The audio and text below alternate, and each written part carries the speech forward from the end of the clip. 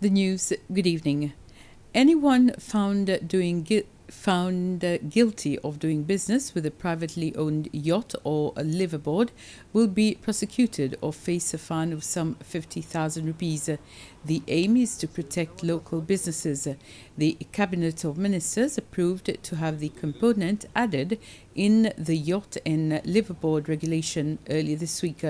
Since February this year, the Department of Tourism has been working on turning the 12 components of the yacht and liveaboard policy into regulation.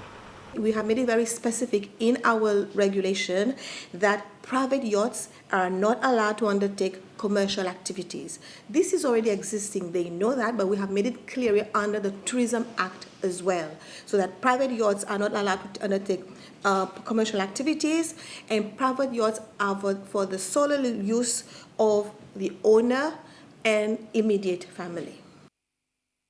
Another component approved by the Cabinet is regarding the issuing of license to temporary superyachts and liveaboards. Instead of giving a license for temporary yachts, we are now saying that we will be giving a temporary cruising permit for yachts, and that will last only for 3 months, which can be renewable for another 3 months in 1 calendar year.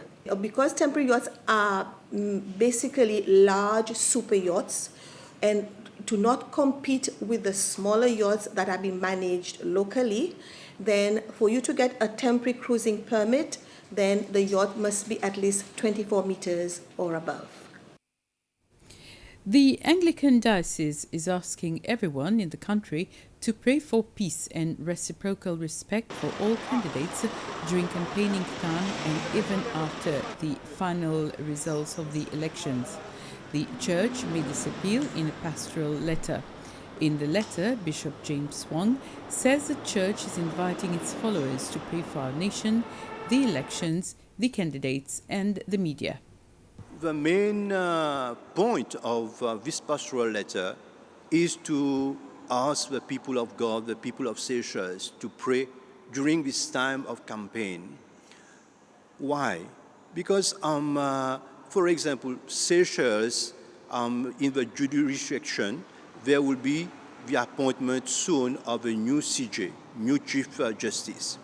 So it is important for the Church to pray for the person that the President is going to choose to be the next Chief Justice, so that the judiciary system can be available to help in the election process if there is any difficulty in the interpretation. Secondly, we are asking the people of God to pray for the electoral procedures so that there will be no mistake, no misinterpretation of the law, and that everything will go according to the process, according to the law, and that at the end of the electoral process, peace, justice is going to be recognized. Thirdly, we are asking the people of God to pray for all the politicians across the spectrum, to pray that they will respect one another. They are not enemies, they are adversaries for this election. So they should be able to respect one another. And fourthly, encouraging in our prayer the good use of media, so that media would be used so that all the people of the Seychelles will have a clear idea about the programs, the manifestos, and the policies that the politicians are proposing to the Seychelles nation, so that we can know when we are going to vote accordingly to what we have been hearing in the news and in the media.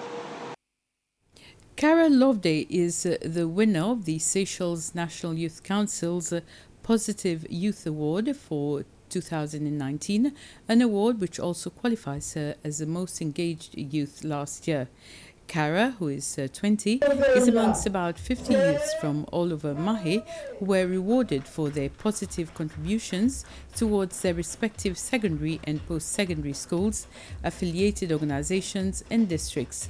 The Positive Award ceremony, which was held at the Bliss Hotel at Glacis on Thursday, was part of activities to commemorate the Youth Festival under the theme Positive. The designated minister, Mrs. Maxouzi Modo, was amongst the guests at the ceremony. This is Kara's second award this month after she received the President's Cup as the most outstanding student at the School of A-Level Studies earlier this month. She's also an active member of the Stand Up Step for Seychelles organization. I'm very happy and proud and very grateful for everyone who have helped me and given me every opportunity I've gained throughout these 2 years I've been at SALS, and very grateful for other organizations as well, especially Stand Up Step Up Seychelles, where I volunteer in many activities with them to help raise awareness about bullying. Definitely I will encourage every youth to take their studies academically and other activities as well very serious, and to always remain focused and grasp every opportunities that come their way. And with this, we end this news summary. Thank you for watching. Have a very pleasant evening.